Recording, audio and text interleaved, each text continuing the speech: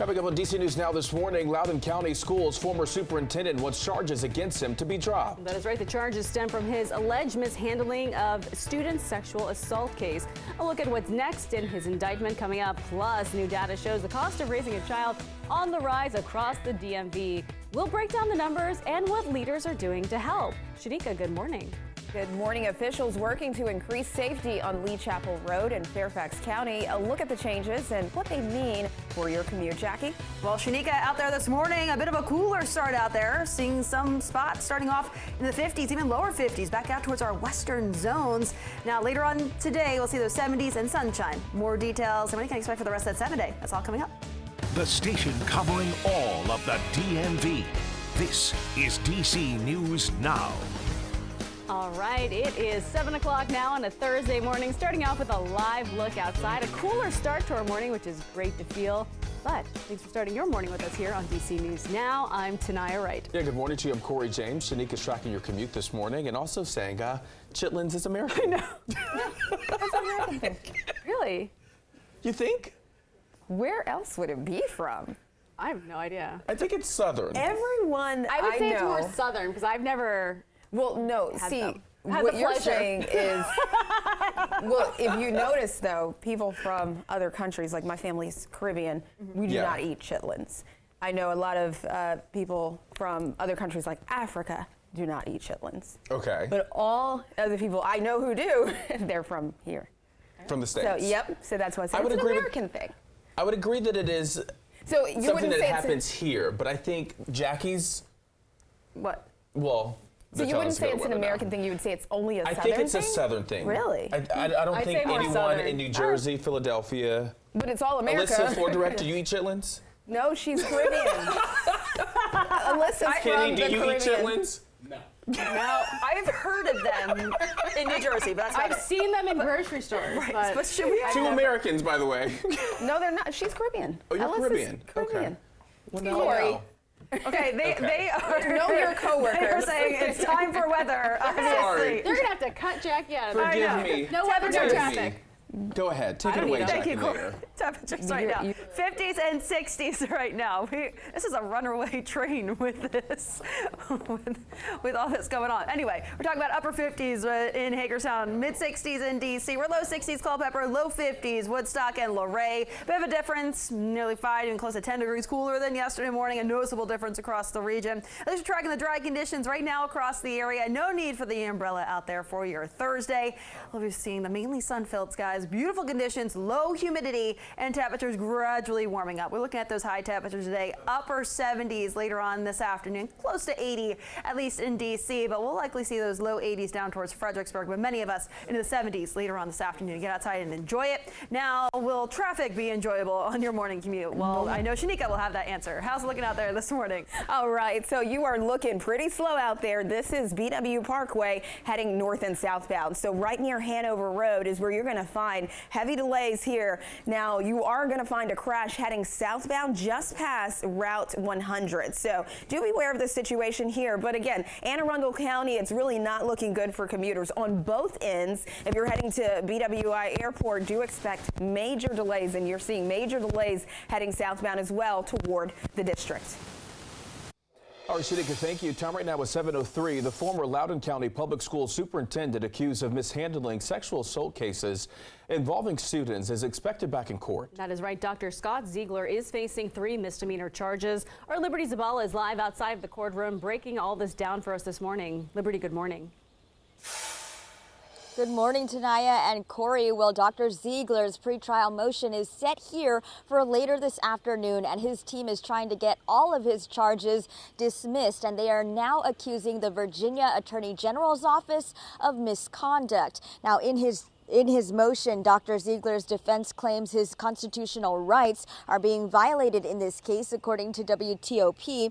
His team claims prosecutors exerted undue influence on the grand jurors' view of the evidence and tainted the indictments they returned. But prosecutors called the motion frivolous and said the defense should even be punished for filing it because it failed to redact a juvenile's name, which should have remained confidential. Now, the charges come after Dr. Ziegler was fired fired back in December after a special grand jury report found his school system failed at all junctures to prevent sexual assault. Our children are at stake, so we need to make sure that these things don't happen. And another hearing in this case is set for September 21st, and then the trial is expected shortly after. For now, live here in Leesburg, Liberty Zabala, DC News Now.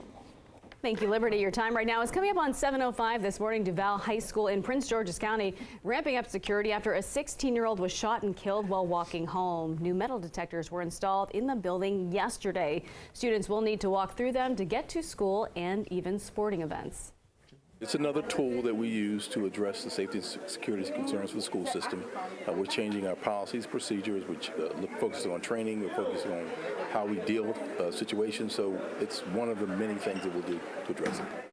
Now, the school originally planned to install metal detectors over the next few months. The date was moved up because of that deadly shooting. And with just weeks of being into the new school year, a new report from a watchdog agency shows there's a teacher shortage in Virginia.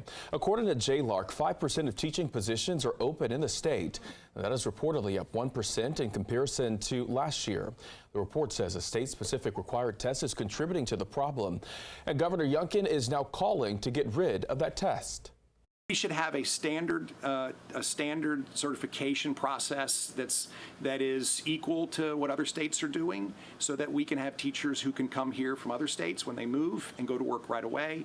And there's no sense that we should put an incremental roadblock in their way. The report also says the cost of getting a teaching license is expensive and contributes to the shortage. Raising a child is getting more and more expensive, and Lending Tree report shows D.C., Maryland, and Virginia are in the top 20 most expensive places in the country to raise children. That is right. The rising cost of child care is why some legislators are pushing to extend an important federal child care funding that is set to expire in just a few weeks. Our Tosin Fakile is live this morning in Virginia. And Tosin, one of the senators pushing to extend this is Senator Tim Kaine.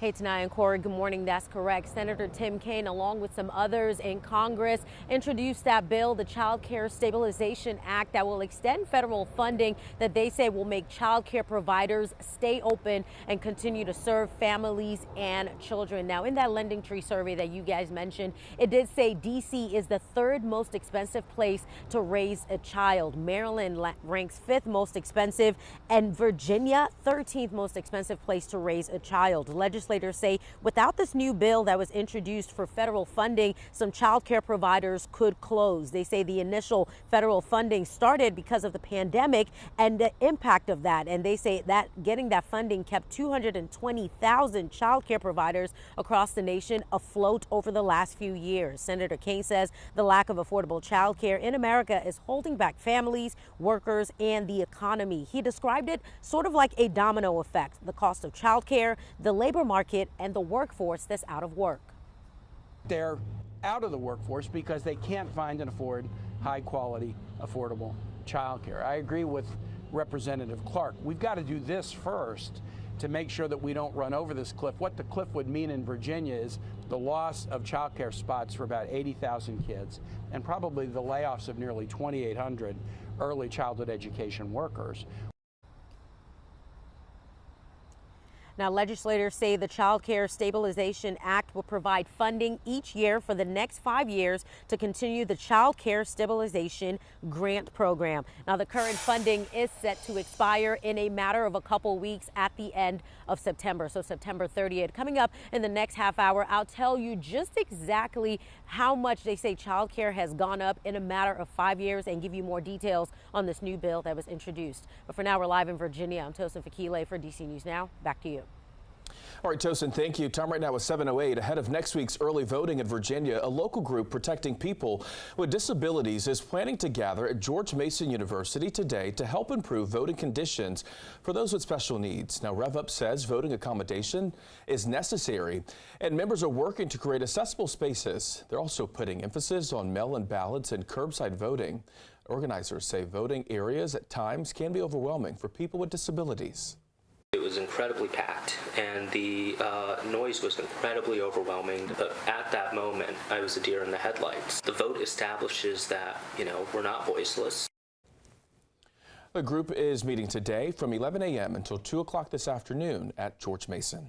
Your time right now is 7:09 this morning. The Major Cities Chiefs Association of Fairfax County released their mid-year crime report for the county. It outlines crime data compared to 70 of the nation's largest police departments from January 1st to June 13th. And according to that report, assaults increased by more than 500 cases. Shoplifting cases increased by more than 1,200.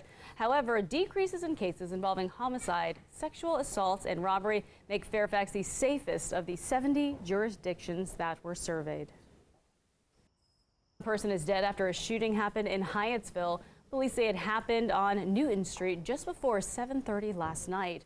The victim's name has not yet been released. As of right now, police have not made any arrest. The man accused of murdering Greenbelt teacher Miriam Sela is not getting out of jail. A judge denied him bond yesterday.